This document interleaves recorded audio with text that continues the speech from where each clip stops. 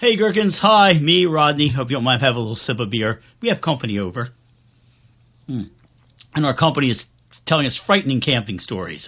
And I will never sleep again. I'm going to keep talking about this forever. I thought I'd do a gear video. I haven't done a real good gear video in a while. And I thought that might be sort of fun for everybody. But before I get to the gear, I need to talk about this thing right here. Because after the last video, a lot of people had a lot of questions. And I, myself, had a lot of questions. What the hell is this? What this is this is a Zoom recorder that I use for a mic. So I'm also recording the video into the camera's mic and into this. So if there's any trouble, actually, this is often a superior sounding thing. I can just hook those up and I go with that, and I give you the best quality sound possible. So why does it look like an old-timey telephone, was something people were asking. There's a good reason for that. This is sitting on a shock mount, and I have a video showing you how to make the shock mount, and so it doesn't get all bouncy and banged around, and I enjoy that. And the thing in front of it, which is what a lot of these are custom pop screens that I make, and I make them from repurposed material, which are old. What do we call those? Old like container things, plastic containers. You chop around the one edge and around the other. I might make a video showing you how, like a lollipop, represent the Lollipop Guild, the Lollipop Guild. But they're made from that, and I also repurpose T-shirts. So both of these were repurposed from one Damned T-shirt, and I kind of like these because it gives a certain feel to my home studio. And people who come over to record actually like recording these. I'm making another one from a Psychic Teens T-shirt. When I wear the T-shirts and they get holes in them, I don't sacrifice a T-shirt just for one of these. But when I wear a T-shirt and it gets holes in it, it becomes one of these. And I have a Psychic Teens T-shirt that's biting the dust. It's falling apart. And so I'm going to cut the Mia Farrow from Rosemary's Baby off of it, and that'll be a pop filter. You may see that in a future video. But I hope that explains everything, because you folks just seem puzzled. People seem so puzzled by everything around here. And I don't blame you. It does look kind of weird. I kind of look like, before they replaced him, like Darth Vader in the one Star Wars film, when they pulled the helmet off. That's all I know about Star Wars. That and Mr. Spock died. Two things I know. All right, what are we talking? Oh, yeah, we're going to talk today about this. Excuse me while I whip this out. This is the FLKEY 37 from Novation. Dun, dun, dun. Look at this. Ooh, isn't that pretty? Like Close Encounters of the Third Kind. And I'm going to explain why this here thingy is perfect for me. I've had it for, I think, probably since early January, and we're coming into March now. I've had it for that long, and I've really, really come to love it, but it may not be perfect for you. In fact, odds are, unless you do the same sort of stuff that I do, it's probably not perfect for you. But if it ends up being perfect for you, then we're all perfect together. All right, so the thing I want to tell you about this, I'm not really going to do a huge deep dive into the FLKEY 37, because there are plenty of videos out there that you can find where somebody takes them all apart and says you can do this and you can do that, and gets really, really fun with them, because you can do some fun things with them. I know you're thinking fun, and it's my definition of fun. My definition of fun and your definition of fun may vary. The thing I wanted to say about it is that the first thing is that the FLKEY 37 is made to be used with FL Studio. Now, I got to come clean here. I am an FL Studio power user. And now, I don't show up on the new page as a power user. That's all for people with Grammys and stuff. I show up on the old vintage page, but I'll take that. And FL Studio, full disclosure, have been very, very good to me and have given me a lot of stuff that, of course, I paid for a lot of stuff. I just didn't go, hi, I'm a dude in a band, give me free stuff. No, I pretty much had paid for everything just about. I think I did get some free stuff, but they have been fantastic. So now I'm bringing that up because, again, this is made to work with FL Studio. So if you're not an FL Studio user, you probably, in fact, you really shouldn't be using this. I mean, you might say, oh, it's a cool controller, but I had a conversation with somebody. He's like, yeah, I'm getting one of these. He's like, oh, I'd like to get one of those too. And I'm like, oh, you use FL Studio? And he's like, what? And I'm like, we're probably not talking about the same thing. Now, in the comments, I don't want to hear from people who don't like FL Studio. People who say, "Oh man, I'm a serious musician. I don't use FL Studio." It's not that I'm so super into FL Studio. It's a good product and works for me. It's just that nobody cares about what DAW you use. Literally, nobody cares. Like Ableton, or no. Pro Tools, no, nobody. Just there's no need to be territorial about this. Literally, it is the worst thing ever. Hearing people proclaim that their DAW is the best.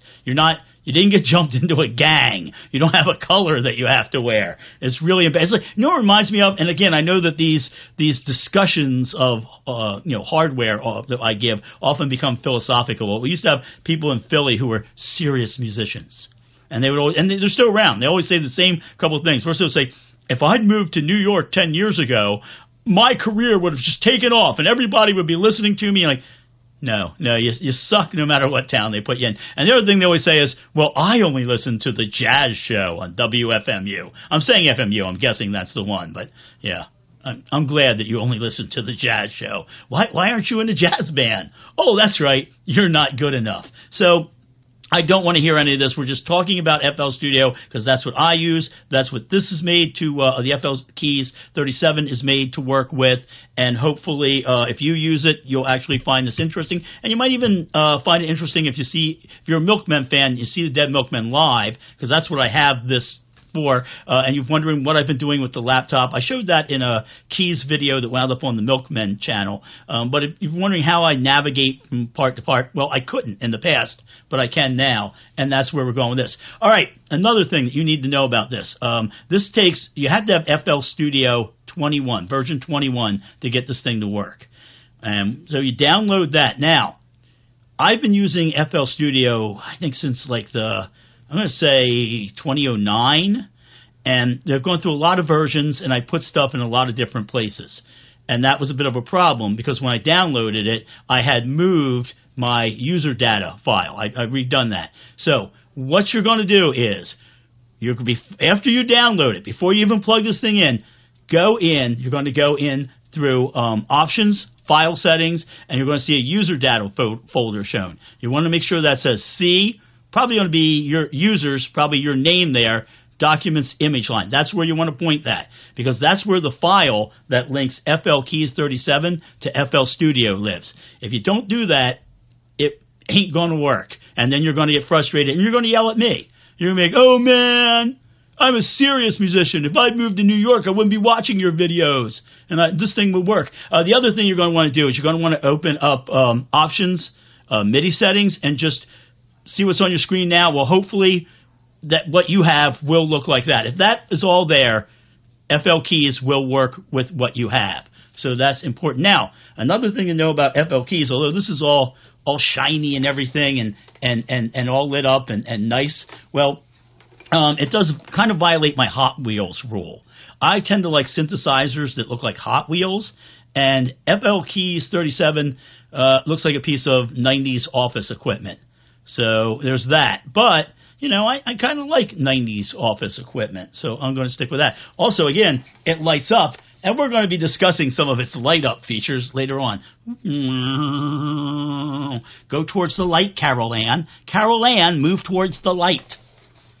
I knew somebody who thought that the woman in Poltergeist, the woman who's about my height, thought that was Dr. Ruth. And that person who thought that was a musician who probably should have moved to New York about 10 years ago. Their career would have really taken off. I do want to say one thing about it. The pads and the keys on this thing feel really good. They're not quite MPC, Akai MPC quality, what you want as far as the pads wise. But the keys feel great. I've been using the Akai Max Pro 49 for a while now, and it's beginning to bust my fingers up. And there are a lot of solos that I do on stage with the Milkmen, and it was starting to hurt. The keys were getting kind of sticky. This is really easy to slide from thing to thing, so I'm happy with that. That's super wonderful, and you'll probably see me being, well, you won't see me being less cranky. I'm always cranky. Don't know what my problem is. Probably because my friends come over and we drink beer and they tell me horrifying camping stories. Well, there was somebody walking around our tent at 3 in the morning. I'm like, ah! All right, where are we? What was I talking about? So I talked about that. Now, there is a smaller version of this, and that is the FLKEY 25, and that's only $100. This is what I'm showing you. I don't like to show people expensive stuff. In fact, I can't usually buy expensive stuff, but this sucker right here, only $200, which not bad for a controller. And the smaller version is only $100, and I should really get one of those to go right here on the desktop, but $100. I could be out there buying beer with $100.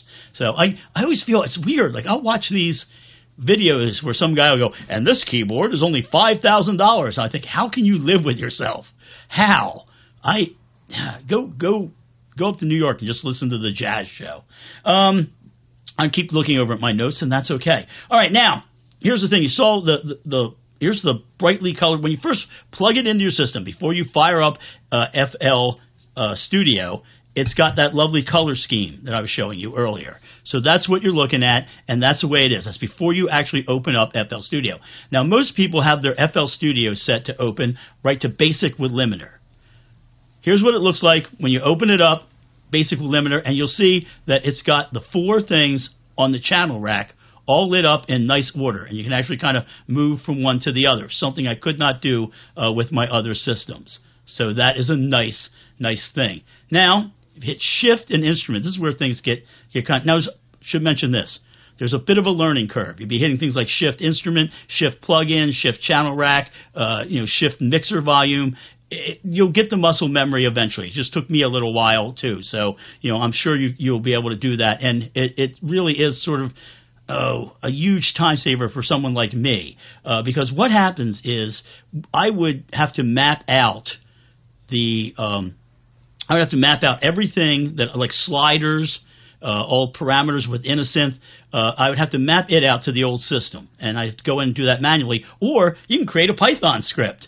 And I actually had to do a Python script for one of my little mixers up here. That's not fun. This thing maps right directly to it. It saves you a lot of time. So if you go Shift Instrument, you can just go in, and it gives you actual access to the parameters within an instrument. So just turning those automatically mapped, there's no need to go in and say, all right, link this to controller, and you have to save that every time. No, that is a huge time saver. There's another thing that's a huge time saver, which is access to the mixer.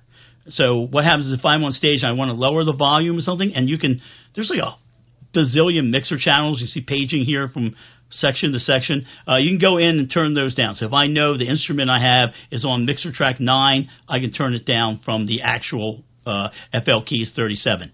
Extremely helpful when you're on stage. Same thing with the instrument volume. There's a separate one for instrument volume. You can go in, boom, that's just one little thing, first knob, and hit that, boom, I can lower or raise the volume of an instrument. I'm probably going to raise it. I get really, really loud, so that's probably where that's going to go. And if you've been watching this, it's been going along, you probably notice there's a little window that's been saying which app I'm in or which VST I'm in and using. You can see that kind of light up as we go along. Here's a great thing. I can color code these. And as you color code them, and you're going down on stage, you go, wait a minute, I know what I'm in. I can look over to the laptop and say, I'm using this, I'm using that, it's citrus, it's whatever. And as you move the rack up and down, the colors change. It's a beautiful miracle. The colors change on the FLKEY 37. And it makes you, if you've been stuck using, it might not sound like much to you people, but it changes my life. I can just look over and go, oh, this is red. This is what I'm using. Oh, that's terrific. I'm being absolutely serious here. It is a life changer, so I really like that. There is a drum VST called FPC that's part of FL Studio. One of the things is this specifically maps out to that. So when you hit FPC and you look at the lovely lighted section, the pads, you'll see that they correspond to all the different drums in that FPC setup, and that is nice. I don't use it a lot, but it makes me want to play around more with drums at home. And the final thing, or maybe next to final thing that I want to discuss with you is a thing called the score log. Oftentimes, I'll just be sitting around, have the keyboard out, and I'll be talking to somebody and hanging out, and I'm just playing stuff without thinking, and not put much thought to it. And then they'll go, hey, that sounded kind of cool. What was it? and I can't remember. Now, FL Studio does have a score log that you can go into, but you got to kind of trigger it with by going with your mouse. And this is just one little button. Boom. Same with the score log dumps what you have in, so you can back into the rack so you can play it. I should explain that. It's also like the undo and redo buttons. It's just nice to have them there on the instrument you're playing. It again changes everything when you're sitting there writing songs. Like undo, redo, and instead of going in, it's just something about having to use the mouse. Having to stop playing, use the mouse, and then go. I just like to have everything the way it is. I have it now on this little beauty where I can just hit it. A couple other things, a little quick wonderful things about it. It does have an old school MIDI 5-pin DIN on it, so you can hook it up to older equipment. You can hook up the office equipment from the 90s. Or you can move to New York and listen to the jazz station. And this is one of my favorite things about it, because I've been stuck using a giant pedal, which has been killing me. And this actually takes my favorite old-timey pedal that I got with a Yamaha DX11 back in the 80s. So I've had this pedal with me since the 80s. And I think that means I've earned my right to say, hey, you should probably fire this thing up and look at the pretty colors. All right, people, that is really all I've got for you this time out. I hope, if you're an FL Studio user and if you're set up like me on stage where you've got a ton of different VST set up and you got to go from one to the other, that little channel rack button where you move back and forth, that is a godsend. And also within, there's also a preset button. You can move, so if you're within a VST and it's got different presets, you can move back and forth in there. Again, a beautiful, beautiful thing. It's a great time to be alive. I don't really feel that way. At least I don't feel like moving to New York and complaining and listening to the jazz station. All right, everybody, I hope you don't go out in the woods and try to camp and get murdered. That's been on my mind a lot lately. Please be safe, and I will talk to you in the future. Everyone will use mics like this in the future. This will be everybody's mic set up in the future. I guarantee it. All right, so long.